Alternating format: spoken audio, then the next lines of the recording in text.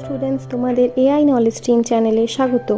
আজকের এই ভিডিওতে আমরা নবম শ্রেণীর ইতিহাসের পঞ্চম অধ্যায় 20 শতকে ইউরোপ এই অধ্যায়ের শর্ট প্রশ্নগুলো আলোচনা করব। মেইনলি এই অধ্যায়ের শর্ট প্রশ্ন 1 মার্কের শর্ট প্রশ্নগুলোই আমরা আলোচনা করব। তার আগে যারা এখনও চ্যানেলটিকে সাবস্ক্রাইব করনি তারা অবশ্যই চ্যানেলটিকে সাবস্ক্রাইব করে দেবে। তো চলো বন্ধুরা, শুরু করা যাক। প্রথম প্রশ্ন হচ্ছে, রাশিয়ায় রোমানভ বংশ কত বছর রাজত্ব করে? উত্তর, প্রায় 300 বছর, 1613 থেকে 1917 খ্রিস্টাব্দ পর্যন্ত। 2 নম্বর প্রশ্ন, কে কবে রাশিয়ায় রোমানভ বংশের প্রতিষ্ঠা করেন? উত্তর, 1613 খ্রিস্টাব্দে মিখাইল রোমানভ। 3 নম্বর প্রশ্ন, রাশিয়ার রাজা ও রানীদের কি বলা হতো? উত্তর, রাজাদের বলা হতো জার এবং রানীদের বলা হতো জারিনা। 4 নম্বর প্রশ্ন, কে কবে প্রথম জার উপাধি গ্রহণ করেন? উত্তর, 1547 খ্রিস্টাব্দে চতুর্থ আইভান। 5 নম্বর প্রশ্ন, আধুনিক রাশিয়ার জনক কাকে বলে? উত্তর, পিটার দ্য গ্রেটকে। 6 নম্বর প্রশ্ন, নারদ কথার অর্থ কী? উত্তর, জনগণ। 7 নম্বর প্রশ্ন, পিতা ও পুত্র ব্র্যাকেটে ফাদার অ্যান্ড সন্স উপন্যাসের লেখককে? উত্তর, তুর্গেনিভ। 8 নম্বর প্রশ্ন, রাশিয়ার কোন জার নারদনিকদের হাতে নিহত হন? উত্তর, 1881 খ্রিস্টাব্দে জার দ্বিতীয় আলেকজান্ডার। 9 নম্বর প্রশ্ন, কোন জার নারদনিক আন্দোলন দমন করেন? উত্তর, জার দ্বিতীয় নিকোলাস। 10 নম্বর প্রশ্ন, রাশিয়ায় সোশ্যাল ডেমোক্রেটিক পার্টি কবে প্রতিষ্ঠিত হয়? উত্তর, 1898 খ্রিস্টাব্দে। 11 নম্বর প্রশ্ন, ইস্ক্রা বা স্ফুলিঙ্গ পত্রিকার সম্পাদক কে ছিলেন? উত্তর হবে লেনিন। 12 নম্বর প্রশ্ন, কে কবে এপ্রিল থিসিস ঘোষণা করেন? উত্তর, 1917 খ্রিস্টাব্দে 16 এপ্রিল লেনিন। 13 নম্বর প্রশ্ন, কে সর্বহারা একনায়কতন্ত্র প্রতিষ্ঠার কথা ঘোষণা করেন? উত্তর, লেনিন।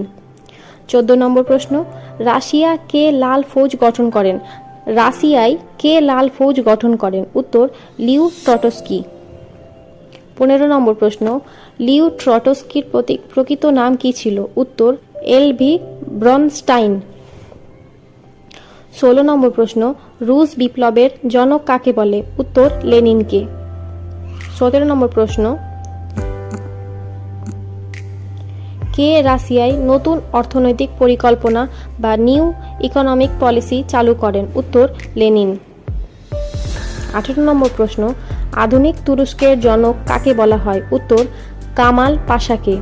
19 নম্বর প্রশ্ন, কাকে মুক্তিদাতা জার বলা হয়? উত্তর, জার দ্বিতীয় আলেকজান্ডারকে। 20 নম্বর প্রশ্ন, লিগ অফ নেশন বা জাতিসংঘ কবে প্রতিষ্ঠিত হয়? উত্তর, 1919 খ্রিস্টাব্দের 28 এপ্রিল। 21 নম্বর প্রশ্ন, কে কবে 14 দফা নীতি ঘোষণা করেন? উত্তর, মার্কিন রাষ্ট্রপতি উড্রো উইলসন 1918 খ্রিস্টাব্দের 8 জানুয়ারি। 22 নম্বর প্রশ্ন, লিগ অফ নেশন বা জাতিসংঘের প্রধান কার্যালয় কোথায় ছিল? উত্তর, সুইজারল্যান্ডের জেনেভা শহরে।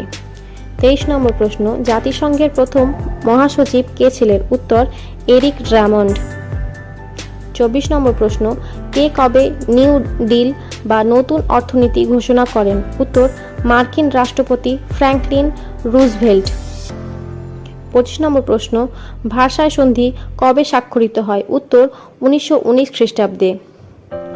26 নম্বর প্রশ্ন, মুসোলিনি কোন পত্রিকার সম্পাদক ছিলেন? উত্তর, আভান্তি পত্রিকার।